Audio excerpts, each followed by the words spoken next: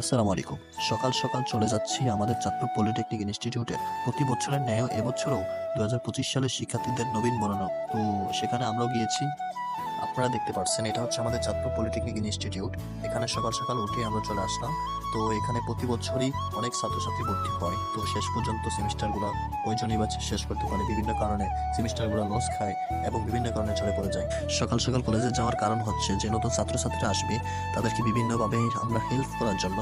তারা তো ক্যাম্পাসে নতুন আসবে, তাদের ক্লাস চিনবে না, তাদের ক্লাস কত তলায় কত রুমে এগুলো আমরা বলে দেওয়ার জন্য এবং বিভিন্ন মেস সম্পর্কে এবং বিভিন্ন সম্পর্কে আমরা হেল্প বিষয়ে আমরা সেখানে বসেছি। ক্যাম্পাসে নতুন শিক্ষার্থীদের বিভিন্নভাবে বিভিন্ন তথ্য দিয়ে আমরা হেল্প করার চেষ্টা করেছি। সেখান থেকে আমি চলে যাই আমাদের ক্যাম্পাসের ছাদে গিয়ে আমি আপনাদেরকে ক্যাম্পাসের ভিতরে পুরাটা অংশ দেখানোর চেষ্টা করি যে আমাদের চাঁদপুর পলিটেকনিক ইনস্টিটিউট দেখতে কেমন।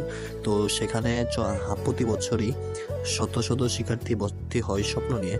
তো আপনারা যাদেরকে দেখতেছেন ওরা দুই চোখে স্বপ্ন নিয়ে ভর্তি হয়েছে। তো ওদেরকে উৎসাহ দেওয়ার জন্য ক্যাম্পাসের বড় ভাইরা গিয়েছে যে ক্যাম্পাসের ভিতরে যদি কোনো সমস্যা হয় বড় ভাইদেরকে বলার জন্য এবং ক্যাম্পাসে কোনো যদি কিছু না বোঝে তাদেরকে বলার জন্য।